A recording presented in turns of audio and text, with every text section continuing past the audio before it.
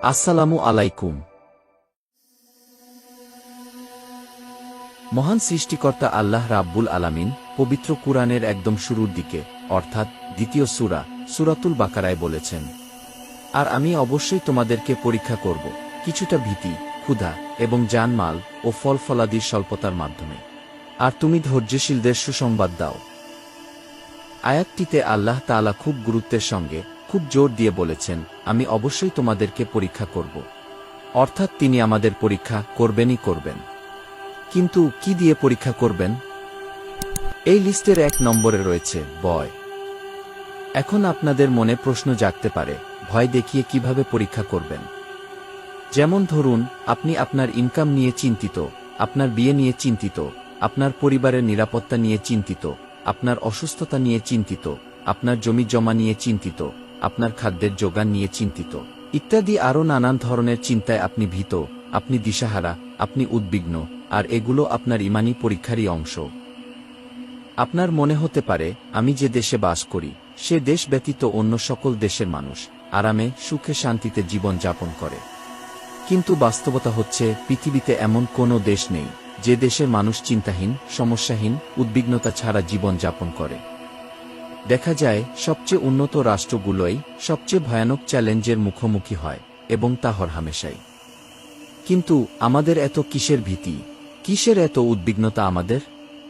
যদি প্রাপ্ত বয়স্ক একজন ব্যক্তিকে প্রশ্ন করা হয়, আপনি কি নিয়ে বেশি চিন্তিত বা উদ্বিগ্ন থাকেন, দেখা যাবে সেই ব্যক্তি বিশাল একটি লিস্ট তৈরি করে ফেলেছেন উনার উদ্বিগ্নতার কারণগুলো নিয়ে, কিন্তু তারপরও লিস্ট শেষ হচ্ছে না। ব্যক্তিটিকে যদি আবার প্রশ্ন করা হয়, আপনি কতদিন যাবৎ এই উদ্বিগ্নতা, এই চিন্তা বা ভীতি নিয়ে জীবন যাপন করছেন, আমি নিশ্চিত ব্যক্তিটি বলবেন 20 থেকে 30 বছর হল। তো এত চিন্তা বা উদ্বিগ্নতা নিয়ে এত দীর্ঘ সময় আপনি কিভাবে অতিবাহিত করলেন? কে আপনাকে দেখে রেখেছেন এই সময়টাতে?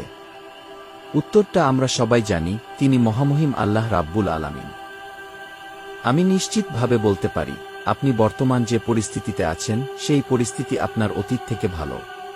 কিন্তু অবাক করা বিষয়, আপনি এখনও চিন্তামুক্ত হননি, বা আপনার উদ্বিগ্নতা, ভীতি এগুলোর কিছুই কমেনি। যখন আপনার কিছুই ছিল না তখনও আপনি উদ্বিগ্ন ছিলেন, এখন আপনার অনেক কিছু আছে, কিন্তু এখনও আপনি আগের থেকেও বেশি উদ্বিগ্ন, বেশি চিন্তিত। কিন্তু কেন? কারণ আমরা আল্লাহ তাআলার উপর ভরসা করি না, উনার উপর নির্ভর করে আমাদের জীবন পরিচালনা করি না। আর এখানেই প্রধান সমস্যা। আল্লাহ তাআলার উপর ভরসা করুন। পবিত্র কুরআনে বর্ণিত রয়েছে, চিন্তা করো না, আল্লাহ আমাদের সঙ্গে আছেন। এছাড়াও আল্লাহ রাব্বুল আলামিন আরও বলেছেন, তোমরা ভয় করো না, আমি তো তোমাদের সাথেই আছি, আমি সব কিছু শুনি ও লক্ষ্য করি। তো এত কিসের চিন্তা আমাদের, যেখানে স্বয়ং আল্লাহ তাআলা বলেছেন উনি আমাদের সাথেই আছেন? আল্লাহর প্রতি বিশ্বাস রাখুন আর আগে বাড়ুন। মনে রাখবেন, জীবনের প্রতি পদক্ষেপে আমাদের যে ঈমানী পরীক্ষার মুখোমুখি হতে হবে, সেগুলো আল্লাহ তাআলার নিকটবর্তী হওয়ারই পথ। যত ঈমানী পরীক্ষায় উত্তীর্ণ হবেন, তত আল্লাহ তাআলার কাছাকাছি পৌঁছাবেন এবং উনার প্রিয় বান্দা হবেন।